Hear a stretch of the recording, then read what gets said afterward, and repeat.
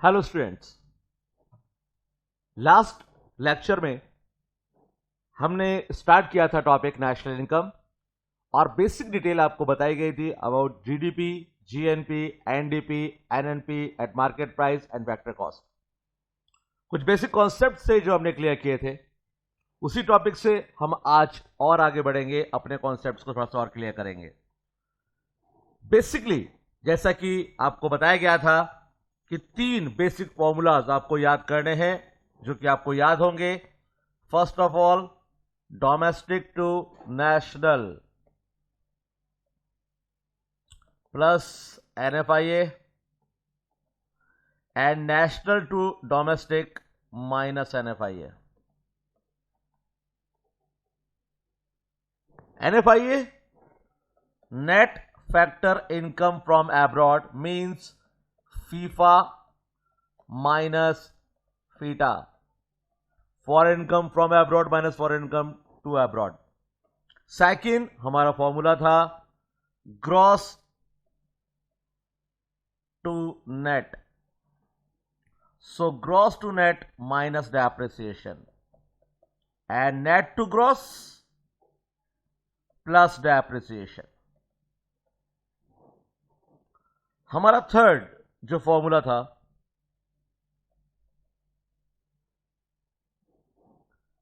Third formula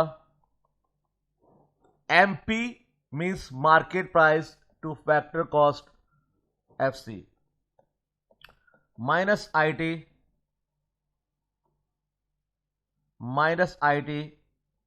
plus subsidy is equals to factor cost and factor cost to market price plus IT minus subsidy. ये हमारे basic concept है जो हमने clear किए थे हमारे, और आज इससे आगे हम चलेंगे। तो आप आईसीआई का जो मॉड्यूल है वो ओपन करेंगे और आप पहुंचेंगे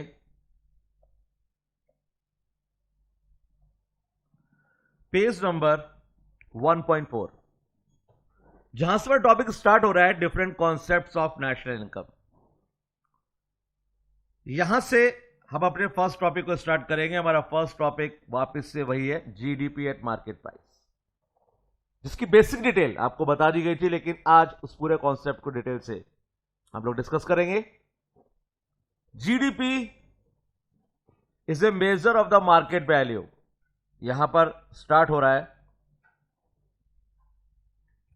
GDP is a measure of a market value of all final economic goods and services।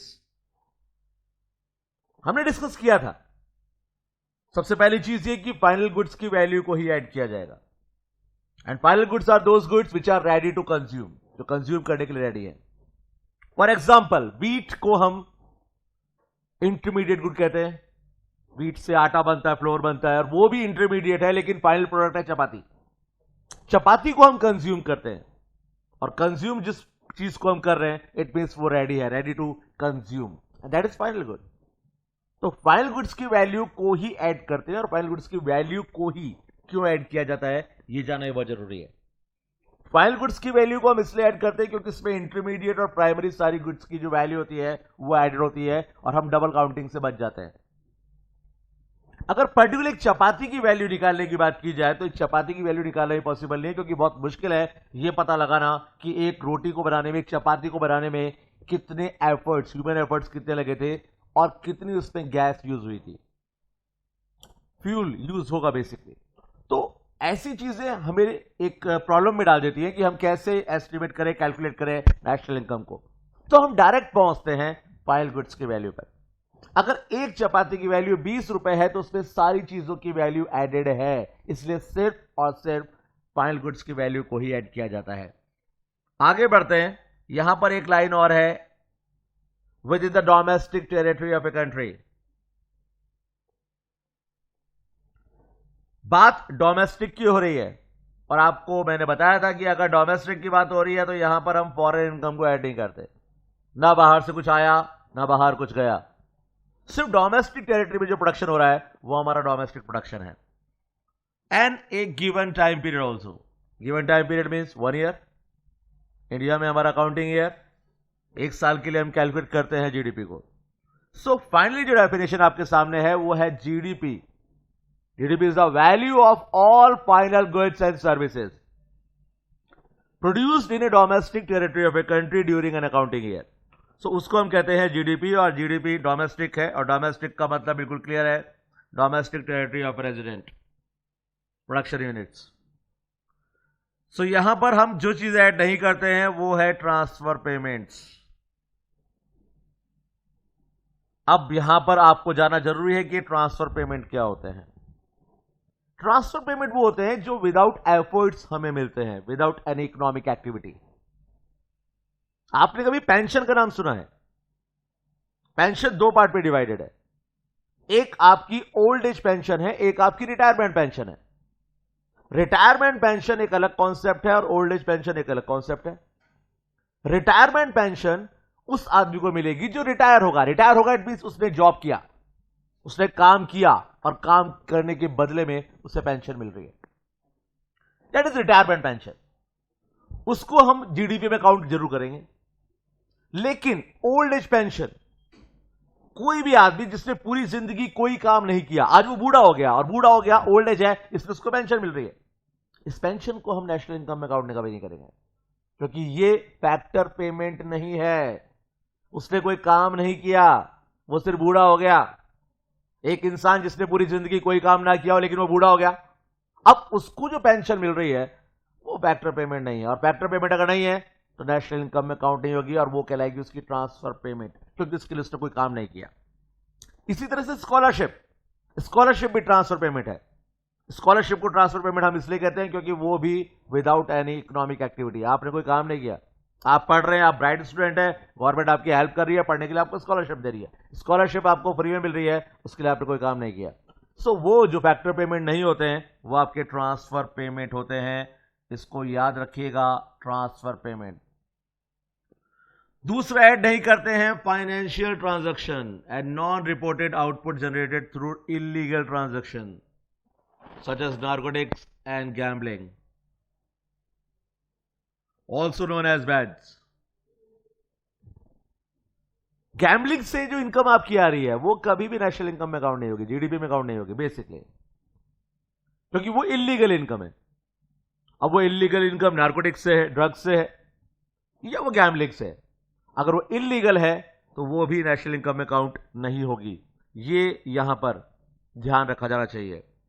GDP, एक और चीज जो यहां पे इंपॉर्टेंट है आपको याद रखनी है, हम बात करते हैं मार्केट प्राइस की, ऑलवेज मार्केट प्राइस। अब ये मार्केट प्राइस वर्ड जो यूज किया गया, ये क्यों किया गया? GDP at market price. तो मार्केट प्राइस इसलिए क्योंकि वो जो प्रोडक्ट बिक रहा है वो मार्केट में बिक रहा है। अगर एक चपाती की वैल्यू हम 20 रुपए लगा रहे हैं तो 20 रुपए उसकी जो वैल्यू है वो वैल्यू उसकी मार्केट में है। 20 रुपए की चपाती कहां मिलती है? मार्केट में या घर में? घर में क्या हमें उसके लिए पैसे देने पड़ते हैं कि मम्मी खाना लेके आई, साथ में बिल लेके आई, ले बेटा 250 रुपए का बिल देते? हमारे लिए वो पैसा, हमारे लिए जो खाना है वो फ्री है, उसके लिए पैसे देने पड़ते हैं। तो चपाती 20 रुपए कहां मिली? मार्केट में। एसी 50,000 कहां मिल रहा है? मार्केट में। तो कोई भी चीज जिसकी मार्केट वैल्यू है वो ऐसी वैल्यू है जिस पर हम उसको परचेज कर सकते हैं, वो है उसकी मार्केट प्राइस। तो मार्केट प्राइस हमेशा यहां पर जीडीपी एट एमपी हमने कैलकुलेट किया, तो जीडीपी हमें पता है क्या है, और प्राइस कौन सी? प्राइस उसकी मार्केट प्राइस। सो वैल्यू कौन सी value? Market value. Value of all final goods and services produced in a domestic territory of a country during an accounting year is called GDP. GDP at market price. आगे बढ़ते हैं।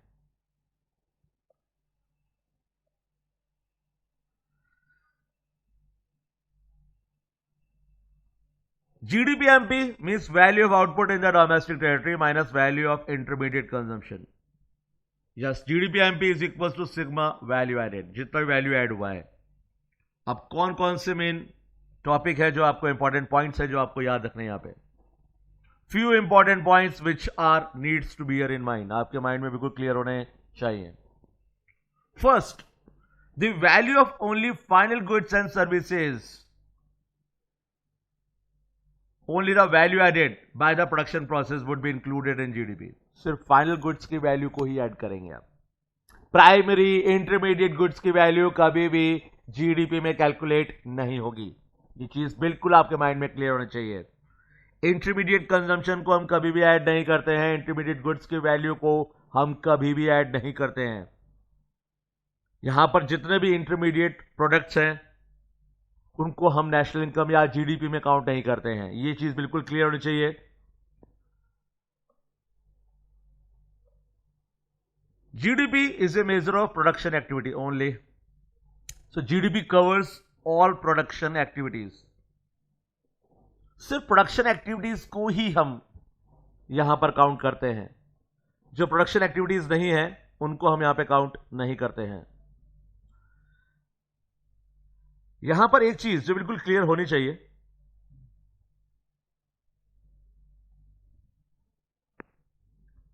वो है production boundary. The production boundary covers production of almost all goods and services classified in National Industrial Classification NIC. सो यहां पर आपको ये बात ध्यान रखना है कि जितने भी हम जीडीपी की बात करते हैं, तो जीडीपी में जब हम प्रोडक्शन बाउंड्री की बात करेंगे तो प्रोडक्शन बाउंड्री जो चीजें क्रॉस कर चुके हैं, रेडी टू कंज्यूम है, सिर्फ उन्हीं की वैल्यू यहां पर ऐड होगी। Production of agriculture, forestry, fishing which are used for own consumption or producer is also included in the production boundary. बिल्कुल प्रोडक्शन बाउंड्री में इंक्लूड होगा। So the GDP of any nation represent the sum total of gross value added without discounting of capital consumption or depreciation in all the sector of that economy during the said year. जितनी भी चीजें वहां पर count हुई हैं सब वहां पर ऐड होंगी और ये हमें याद रखना है बेटा। आगे बढ़ते हैं नेक्स्ट। नॉन इकोनॉमिक एक्टिविटीज क्या होती हैं? नॉन इकोनॉमिक एक्टिविटीज वो होती हैं जिनकी कोई मार्केट वैल्यू नहीं होती है, जो मार्केट के लिए नहीं की जाती हैं, बल्कि बेसिकली हम यूज करते हैं हमारे खुद के लिए। इनकी कोई मार्केट वैल्यू बेसिकली नहीं होती है। For example, non-economic activities are those which produce goods and services, but since these are not exchanged in a market transaction and they don't command any market value, like hobbies, housekeeping, other services of homemakers and services of family members. They are done out of love and affection. आपके parents आपके लिए कोई काम करते हैं तो क्या वो इकोनॉमिक एक्टिविटी है? वहां पर वो आपके लिए काम कर रहे हैं because of love and affection. आपके पेरेंट्स आपसे प्यार करते हैं इसलिए आपके लिए काम करते हैं, या आप अपने पेरेंट्स के लिए काम करते हैं तो क्या आप उनसे प्यार करते हैं? तो वो जो एक्टिविटी है वो इकोनॉमिक एक्टिविटी नहीं है। आपके पेरेंट्स ने आपके लिए कोई काम किया तो वो पैसे के लिए नहीं किया, उसकी कोई मार्केट वैल्यू नहीं है। तो मार्केट के लिए जो हमने प्रोड्यूस नहीं किया या मार्केट वैल्यू के लिए जो हमने प्रोड्यूस नहीं किया वो आपकी नॉन इकोनॉमिक एक्टिविटी है, और नेशनल इनकम में, जीडीपी में इसको भी हम काउंट नहीं करते हैं। Next is national income is a flow concept. And what is flow and what is stock, clear होना चाहिए यहां पे। स्टॉक कॉन्सेप्ट वो होते हैं जो पर्टिकुलर पॉइंट ऑफ टाइम पर स्टडी किए जाते हैं। एक पर्टिकुलर पॉइंट पर जब आप स्टडी करते हैं, पॉइंट ऑफ टाइम पर आप स्टडी करते हैं, तो वो आपका कॉन्सेप्ट होता है स्टॉक कॉन्सेप्ट, और हम बात कर रहे हैं फ्लो कॉन्सेप्ट की। जीडीपी एक फ्लो कॉन्सेप्ट है, तो सबसे पहले स्टॉक और फ्लो का डिफरेंस जानेंगे हम लोग। स्टॉक एक पर्टिकुलर पॉइंट ऑफ टाइम पर स्टडी किए जाते हैं। एक पर्टिकुलर पॉइंट पर जो चीज स्टडी की जा रही है वो स्टॉक कॉन्सेप्ट है।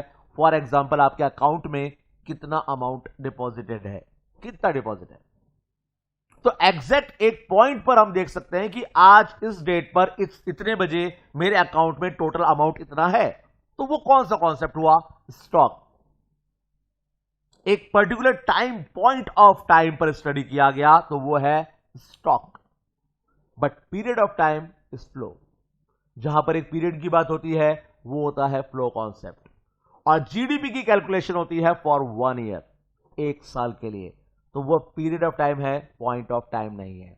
पॉइंट ऑफ टाइम होता, अगर वो पॉइंट ऑफ टाइम होता तो स्टॉक कॉन्सेप्ट होता, पीरियड ऑफ टाइम है इसलिए वो एक फ्लो कॉन्सेप्ट है, और नेशनल इनकम एक फ्लो कॉन्सेप्ट है। सो जीडीपी भी एक फ्लो कॉन्सेप्ट है, ये यहां पर क्लियर होना चाहिए।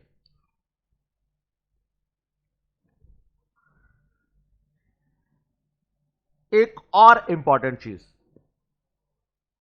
An important point two remember is that 2 types of good used in production process, capital goods and inventory investment.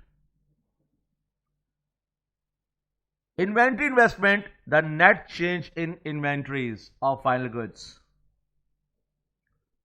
तो यहां पर ये चीज आपको याद रखनी पड़ेगी कि यहां पे 2 तरीके की चीज यूज हो रही है। एक आपके कैपिटल गुड्स है, like business plant equipments.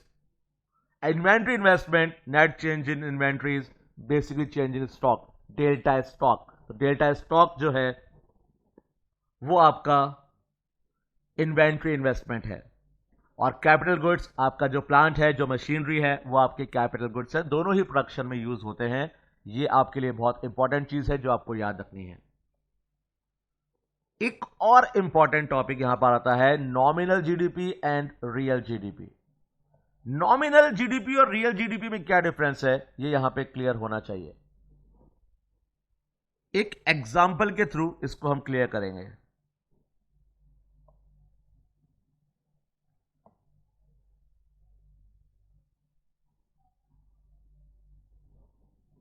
Basically हम कई बार जब नेशनल इनकम पढ़ते हैं तो हम ये देखते हैं कि नेशनल इनकम में जीडीपी कई बार इंक्रीज हो जाती है, कई बार डिक्रीज हो जाती है। कितनी जीडीपी है, लास्ट ईयर जीडीपी कितनी थी और इस साल जीडीपी कितनी है। बेसिकली कई बार ऐसा होता है कि जीडीपी इंक्रीज हो जाती है लेकिन वहां पर डेवलपमेंट नहीं होता। रियल और नॉमिनल जीडीपी का डिफरेंस यहां पर क्लियर करना बहुत जरूरी है। 1991 सपोज इंडिया की जीडीपी 2000 करोड़, 2011 में ये 3000 करोड़ हो गई है जीडीपी ऑफ इंडिया। क्या क्या देख पा रहे हैं हम यहां पे? हम देख पा रहे हैं कि हमने बहुत ग्रोथ कर ली है, हमारा जो जीडीपी था वो 2000 से 3000 करोड़ पहुंच गया है। इट मींस इंडिया वाकई में डेवलप कर रहा है अपने आप को। क्या ये सही है?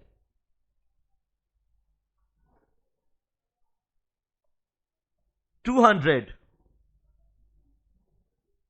into 10 आउटपुट जो था वो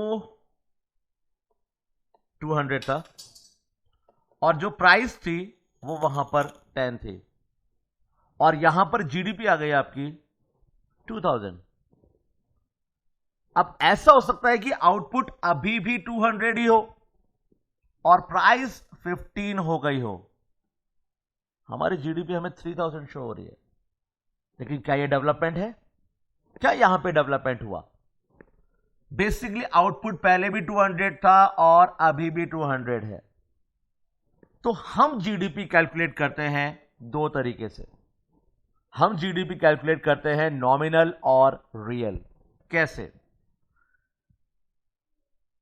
यहां पर सबसे पहले आप जानेंगे कि क्या डिफरेंस होता है नॉमिनल जीडीपी में और रियल जीडीपी में।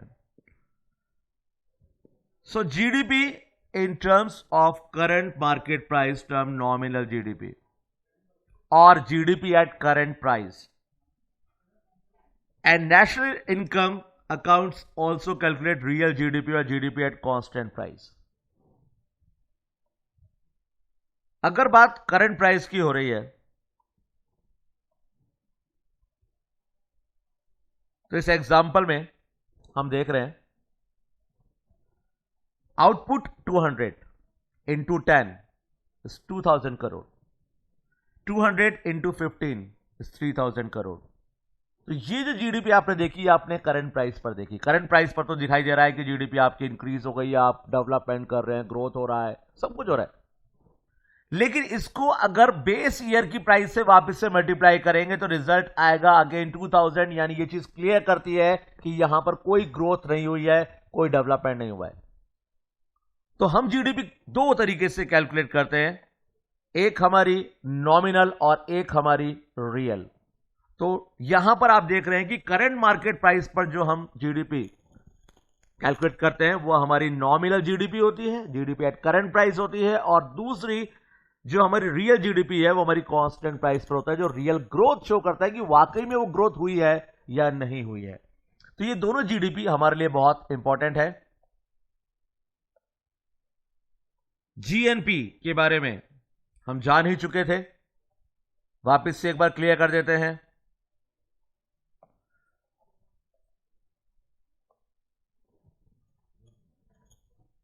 डोमेस्टिक टू नेशनल, अगर डिफरेंस देखा जाए दोनों कॉन्सेप्ट में तो ग्रॉस और ग्रॉस कॉमन है, दोनों कॉमन है। पी कॉमन है, एमपी कॉमन है। डिफरेंस है नेशनल एंड डोमेस्टिक, यानी आपको डोमेस्टिक को चेंज करना है नेशनल में। और मैंने आपको बताया था कि डोमेस्टिक को नेशनल में चेंज करने के लिए एक ही तरीका होता है कि आप उसमें ऐड कर दीजिए NFIA, net factor income from abroad. And what is NFIA? NFIA means FIFA minus FITA. Again FIFA minus FITA, foreign income from abroad minus foreign income to abroad is equals to NFIA, net factor income from abroad. और वापस अगर हमें national को change करना है domestic में, वापस से करना है हमें, नेशनल से वापस डोमेस्टिक जाना है, then again minus NFIA, net factor income from abroad. तो अगर हमें डोमेस्टिक से नेशनल जाना है, डोमेस्टिक टू नेशनल जाना है, तो हम ऐड करते हैं NFIA को। वापिस से नेशनल से डोमेस्टिक जाना है, लेस करते हैं NFIA को। और NFIA का फॉर्मूला है फीफा माइनस फीटा में foreign income from abroad minus foreign income to abroad. तो अगर आप फीफा में से फीटा लेस करेंगे तो आपके पास बचेगा NFIA, net factor income from abroad. हम चलते हैं अपने नेक्स्ट टॉपिक पे, और ये हमारा बेसिक फॉर्मूला जो उस दिन हमने क्लियर किया था लास्ट क्लास में, national is equals to domestic plus NFIA। ये हमारा बेसिक फॉर्मूला है। कॉन्सेप्ट कोई भी हो, चाहे वो जीडीपी हो या एनडीपी हो, अगर डोमेस्टिक को नेशनल में चेंज करना है तो हमारे पास एक ही तरीका है, और वो एक तरीका है plus NFIA, net factor income from abroad. और यही काम हम अभी तक करते आए हैं। हमारा नेक्स्ट कॉन्सेप्ट है एनडीपी। हम पहुंच चुके हैं अब नेट के कॉन्सेप्ट पे, और नेट का कॉन्सेप्ट बिल्कुल क्लियर था जो आपको बताया गया था कि आपको ग्रॉस कॉन्सेप्ट दिया हुआ है। अब देखिए यहां पे डीपीएमपी कॉमन है, कोई चेंज नहीं है। DPMP domestic production at market price, domestic production at market price common चल रहा है। डिफरेंस क्या है? डिफरेंस है ग्रॉस एंड नेट। ये हमारा ग्रॉस कॉन्सेप्ट है जिसको हमने चेंज करना है किसमें? नेट में। और जब भी ग्रॉस को नेट में चेंज करना है तो आपके लिए एक ही फॉर्मूला है, माइनस डेप्रिसिएशन। आप ग्रॉस में से डेप्रिसिएशन लेस कर दीजिए। जैसे ही आप ग्रॉस में से डेप्रिसिएशन लेस करेंगे तो आप पहुंच जाएंगे नेट पे, जैसा कि यहां पर हुआ। सेम एनडीपीएमपी, वापस से आपको जाना है कहां पर? एनडीपीएमपी पे। इसके लिए दो फॉर्मूले आप यूज कर सकते हैं। एनडीपीएमपी के लिए एनएनपीएमपी माइनस NFIA, अगर आप NFIA लेस करेंगे तो आप वापस नेशनल से डोमेस्टिक पर पहुंच जाएंगे। अगर NNPMP गिवन है क्वेश्चन में, तो NNPMP में से अगर आप NFIA लेस करेंगे तो आपको पता है कि जब हम नेशनल में से NFIA लेस कर देते हैं तो वापस हमारा कॉन्सेप्ट चेंज हो जाता है डोमेस्टिक पे एनडीपी एट मार्केट प्राइस। तो ये दो फॉर्मूलाज आप यूज कर सकते हैं यहां पे। और दोनों हमारे बेसिक कॉन्सेप्ट ही हैं जो हमने पढ़े हैं, gross to net minus depreciation, net to gross plus depreciation, then domestic to national plus NFIA and national to domestic minus NFIA. बढ़ते हैं थोड़ा सा आगे और चलते हैं अपने वही बेसिक फॉर्मूला पे। Gross, gross means net plus depreciation and net gross minus depreciation. अगर आप ग्रॉस में से डेप्रिसिएशन लेस करेंगे तो आप नेट कॉन्सेप्ट पे जाएंगे, नेट में डेप्रिसिएशन ऐड करेंगे तो आप ग्रॉस कॉन्सेप्ट पे जाएंगे। सिंपल सा फॉर्मूला है, gross minus depreciation is equals to net and net plus depreciation is equals to gross. आगे बढ़ते हैं, हमारा नेक्स्ट टॉपिक,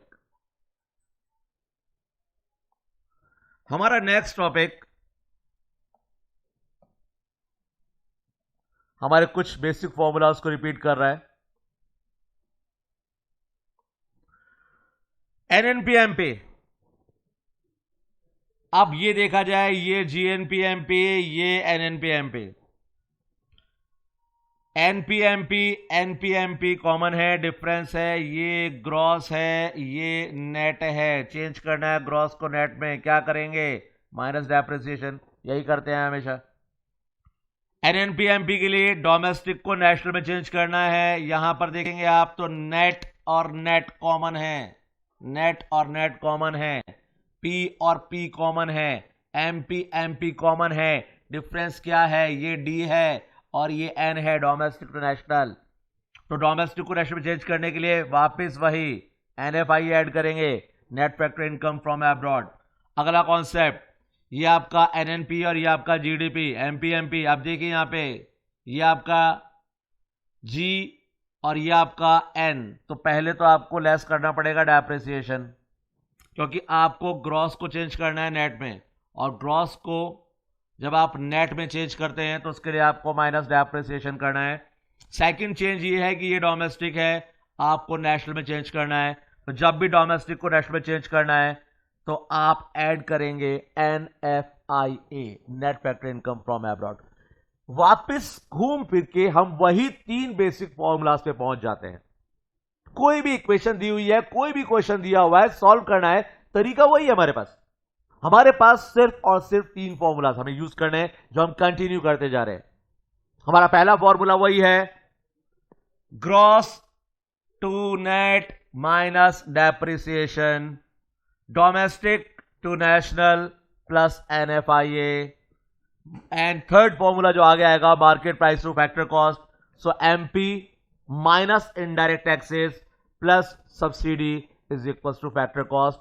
और हम वहीं पर पहुंचने वाले हैं हमारे अगले कॉन्सेप्ट में। हमारा जो नेक्स्ट कॉन्सेप्ट है वो नेक्स्ट कॉन्सेप्ट है जीडीपी एट फैक्टर कॉस्ट। तो हम चल पड़े हैं जीडीपी एफसी पे, आइए देखते हैं।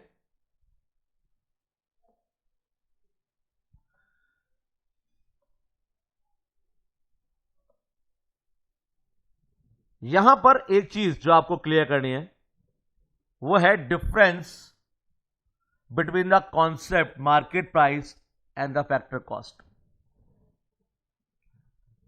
In addition to factor cost, the market value of the goods and services will include indirect tax, which are production tax and taxes on production. Product tax like excise duty, custom sales tax, service tax, etc. Divided by the government on goods and services, and taxes on production like factory license fee, taxes on be paid to be local authorities, pollution tax, etc. ये सब tax आपको पे करने पड़ते हैं। अब जब आप मार्केट प्राइस पर होते हैं तो मार्केट प्राइस पर ये सारे टैक्स उसमें एडेड होते हैं, लेकिन जब आप फैक्टर कॉस्ट पे जाते हैं तो कंडीशंस थोड़ा सा चेंज हो जाती हैं।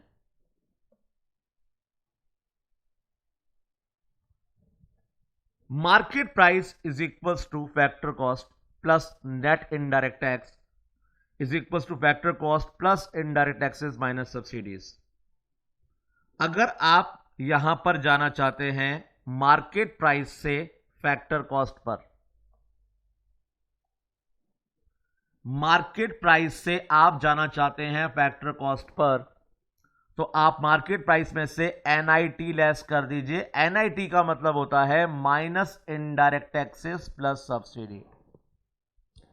तो या तो आप इसके लिए वर्ड यूज कर सकते हैं एनआईटी। एनआईटी का मतलब होता है नेट इनडायरेक्ट टैक्सेस, और नेट इनडायरेक्ट टैक्सेस का मतलब मीनिंग इसको टोटल हम कहते हैं माइनस आईटी प्लस सब्सिडी। या तो आप minus IT plus subsidy use कीजिए या फिर आप एनआईटी यूज कीजिए। लास्ट क्लास आपको बताया था इनडायरेक्ट टैक्सेस वो होते हैं जिसके बर्डन को हम शिफ्ट कर सकते हैं। जिसका बर्डन शिफ्ट हो सकता है वो इनडायरेक्ट टैक्स होता है, जिसका बर्डन शिफ्ट नहीं हो सकता वो डायरेक्ट टैक्स होता है। इनकम टैक्स एक डायरेक्ट टैक्स है क्योंकि मैं उसके बर्डन को शिफ्ट नहीं कर सकता हूं। गवर्नमेंट मुझ पे लगाती है, मुझे ही पे करना पड़ता है, उसके बर्डन को शिफ्ट नहीं कर सकता। लेकिन अगर मैं प्रोडक्शन कर रहा हूं और मेरे पे जीएसटी लगा है तो वो जीएसटी मैं नहीं दूंगा, वो मैं उन लोगों से लूंगा जो मेरे प्रोडक्ट को परचेज करते हैं। मैं अपने प्रोडक्ट की प्राइस में ऐड कर दूंगा उसको। इनडायरेक्ट टैक्सेस वो होते हैं जो हम पे भी करते हैं, और एक कंज्यूमर जब पे करता है तो उसको पता भी नहीं होता कि मैंने टैक्स पे कर दिया। वो इनडायरेक्ट टैक्स है क्योंकि उसके बर्डन को शिफ्ट किया गया है, क्योंकि डायरेक्टली टैक्स उसके ऊपर नहीं था। तो इनडायरेक्ट टैक्सेस लेस करेंगे, सब्सिडीज ऐड करेंगे। यहां पर एक चीज और जो क्लियर होनी चाहिए, बेसिकली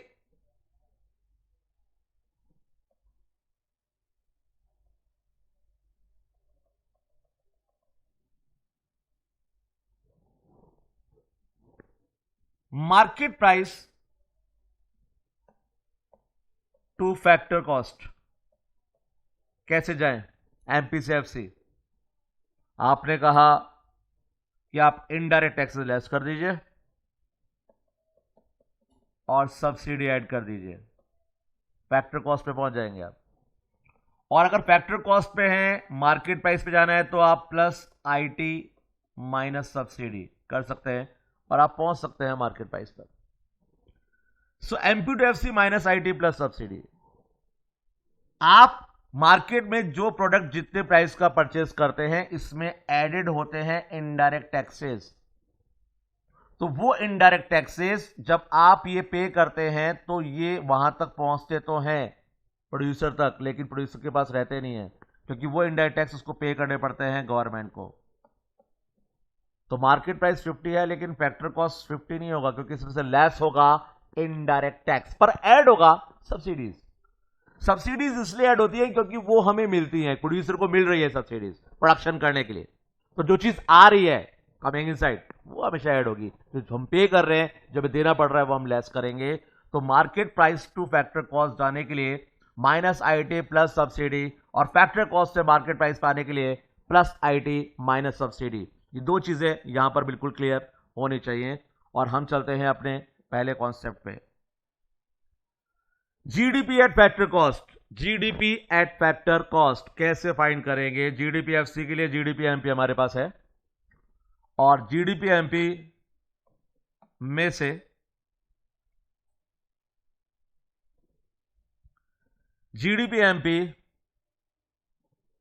में से हम लेस करेंगे इनडायरेक्ट टैक्सेस और ऐड कर देंगे सब्सिडीज। ऊपर जो कॉन्सेप्ट दिया हुआ है वो जीडीपी एफसी है, नीचे जो कॉन्सेप्ट दिया हुआ है जीडीपी एमपी है। जीडीपी और जीडीपी कॉमन है, डिफरेंस है MP and FC. Market price को चेंज करना है फैक्टर कॉस्ट में, और मार्केट प्राइस को जब फैक्टर कॉस्ट में चेंज करना है तो minus IT plus subsidies. Basically GDP के बारे में और डिटेल से स्टडी करेंगे, और ये जो फॉर्मूला नीचे लिखा गया है ये हमारे इनकम मेथड का फॉर्मूला है। बेसिकली नेशनल इनकम जब हम कैलकुलेट करेंगे तो हम तीन मेथड यूज करेंगे। हमारा method production method, income method, expenditure method होंगे, और ये डिस्कस किया जाएगा तभी जब हम उन मेथड्स को पढ़ेंगे। Net domestic product at factor cost, NDP FC. वापिस से अगर देखा जाए सिमिलैरिटी क्या है और डिफरेंस क्या है। एनडीपी दोनों कॉमन है, ये भी एनडीपी वो भी एनडीपी, बट ये मार्केट प्राइस है और ये है फैक्टर कॉस्ट। अगेन वही काम करना है, मार्केट प्राइस को चेंज करना है फैक्टर कॉस्ट में, और मार्केट प्राइस को फैक्टर कॉस्ट में चेंज करने के लिए हम लेस करते हैं एनआईटी। एनआईटी का फुल फॉर्म होता है minus indirect taxes plus subsidies. तो या तो minus IT plus subsidy use कीजिए या माइनस एनआईटी यूज कीजिए, एक ही बात है, कोई डिफरेंस नहीं है। तो एनडीपी एमपी, एमपी से एफसी जाना है तो माइनस एनआईटी, एनआईटी माइनस करना मतलब minus IT plus subsidy. Next formula जो इसका है वो हम प्रोडक्शन मेथड में क्लियर करेंगे। आगे बढ़ते हैं नेक्स्ट कॉन्सेप्ट पे, और ये हमारा सबसे इंपॉर्टेंट कॉन्सेप्ट आ चुका है, NNP at factor cost. NNP at factor cost, जिसे हम नेशनल इनकम भी कहते हैं। NNPFC is national income. So national income कैसे फाइंड करेंगे हम? तो नेशनल इनकम के लिए सिंपल सा कॉन्सेप्ट है, एनएनपीएफसी फाइंड करना है आपको। Then NNPMP minus indirect taxes plus subsidies is equals to NNPFC और नेशनल इनकम। एनएनपीएमपी में से हमने इनडायरेक्ट टैक्स लेस किए हैं, सब्सिडी हमने ऐड किया है। तो जब एनएनपीएमपी में से आईटी लेस करेंगे, सब्सिडी ऐड करेंगे, तो हम पहुंचेंगे NNPFC, net national product at factor cost, and NNPFC is our national income, हमारी नेशनल इनकम होती है। फाइनल कंक्लूजन पे पहुंच चुके हैं हम। फाइनल कंक्लूजन कैसे? हमने पहला चीज यूज किया था ग्रॉस टू नेट, वो यहां पे हो चुका है। दूसरा डोमेस्टिक टू नेशनल, वो यहां पे हो चुका है। तीसरा एमपी टू एफसी, वो यहां पे हो चुका है। तो इसके बाद अब करने के लिए कुछ नहीं बचा आपके पास। आप यहां पर डोमेस्टिक को नेशनल में चेंज कर चुके हैं, इट मींस आप एनएफआई ऐड कर चुके हैं, बाहर से क्या पेमेंट आया आप ऐड कर चुके हैं। जो ग्रॉस कॉन्सेप्ट था उसमें से डेप्रिसिएशन को लेस कर चुके हैं, और एमपी टू एफसी चेंज कर चुके हैं, माइनस आईटी प्लस सब्सिडी कर चुके हैं। तो अब आपके पास ऐड और लेस करने के लिए कुछ नहीं बचा। इसलिए फाइनल कंक्लूजन है आपका एनएनपी एट फैक्टर कॉस्ट, और एनएनपीएफसी हमारी होती है नेशनल इनकम। हमारा अगला कॉन्सेप्ट बड़ा ही बढ़िया कॉन्सेप्ट है।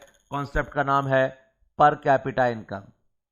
और per capita income, PCI, PCNI, national income upon population, एक सिंपल सा, बहुत सिंपल सा कॉन्सेप्ट है कि आप नेशनल इनकम को पॉपुलेशन से डिवाइड कर दीजिए तो आप आ जाएंगे PCNI per capita national income. So national income upon population is equals to per capita income.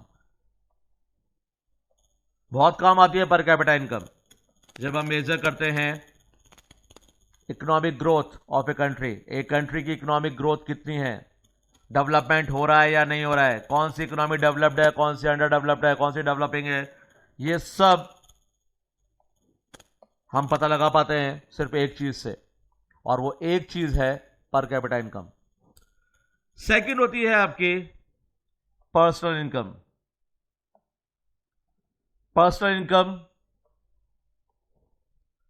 NI, national income, plus income received but not earn, and income earn but not received. वो income जो receive तो हो गई लेकिन आपने earn नहीं की थी, वो अपन ऐड करते हैं। और वो इनकम जो आपने अर्न की है लेकिन आपको रिसीव नहीं हुई, वो हम लेस कर देते हैं। बड़ी अजीब सी बात है, रिसीव हो गई लेकिन अर्न नहीं किया आपने। तो ट्रांसफर पेमेंट्स बताए थे मैंने आपको। ट्रांसफर पेमेंट्स क्या होते हैं? ट्रांसफर पेमेंट्स जो हम पर हमारे पास आते तो हैं लेकिन हमने अर्न नहीं किए होते हैं। रिटायरमेंट पेंशन अगर मैं बात करता हूं तो वो मैंने अर्न किया क्योंकि मैंने काम किया है, इसलिए रिटायर हुआ हूं, और रिटायर होने के बाद पेंशन मिल रही है, ऐड होगी। लेकिन यहां पर बात हो रही है ओल्ड एज पेंशन की। तो ओल्ड एज पेंशन आपका ट्रांसफर पेमेंट है क्योंकि उसके लिए आपने काम नहीं किया, बिना काम के आपको पैसा मिला, तो वो आपका ट्रांसफर पेमेंट है। और ये आपका वो पैसा है जो रिसीव हो गया लेकिन आपने अर्न नहीं किया था। तो ये कौन सी इनकम है जो अर्न कर ली लेकिन रिसीव नहीं हुई? ये होते हैं undistributed corporate profits and the contribution of employers to social security. जब हम कहीं जॉब करते हैं और वहां पे प्रोविडेंट फंड होता है, तो पीएफ में एक पार्ट वहां पर एम्प्लॉयर का भी डिपॉजिट होता है आपके पीएफ अकाउंट में, जो बेसिकली आपने अर्न तो किया है लेकिन आपको रिसीव नहीं हुआ। तो वो पैसा जो रिसीव हो गया है लेकिन अर्न नहीं किया, और वो जो आपने अर्न कर लिया लेकिन रिसीव नहीं हुआ उसको आप लेस करेंगे तो यहां पर आप पहुंचेंगे आपकी पर्सनल इनकम पर। और पर्सनल इनकम के बाद आपका लास्ट कॉन्सेप्ट बचता है disposable income. Disposable personal income. तो डिस्पोजेबल इनकम के लिए सिर्फ और सिर्फ पर्सनल इनकम में से आप अपने टैक्सेस यानी जो आपके डायरेक्ट टैक्सेस हैं उनको लेस कर दीजिए और लेस करते ही आप पहुंच जाएंगे पर्सनल डिस्पोजेबल इनकम, पीडीआई। तो पीडीआई यानी पर्सनल डिस्पोजेबल इनकम, आपकी जो अर्निंग है उसमें से सिर्फ और सिर्फ आपको टैक्स लेस करने हैं, बाकी सारा पैसा आपके खर्च करने के लिए। डिस्पोजेबल इनकम, जिस पैसे को आप खर्च कर सकते हैं। साल भर में आपने जितना ही पैसा कमाया उस पैसे में से आप अपने डायरेक्ट टैक्स लेस कर दीजिए, बाकी जो पैसा बचेगा वो आपके लिए आपकी डिस्पोजेबल इनकम है, उसको आप खर्च कर सकते हैं। तो यहां पर कंप्लीट होते हैं आपके जो बेसिक कॉन्सेप्ट्स हैं वो, और स्टार्ट होता है मेजरमेंट ऑफ नेशनल इनकम, जो हम स्टार्ट करेंगे हमारे नेक्स्ट लेक्चर में। तो यहां पर आज हम कंप्लीट करते हैं अपना टॉपिक और अगला टॉपिक स्टार्ट करेंगे नेक्स्ट लेक्चर में। Thank you.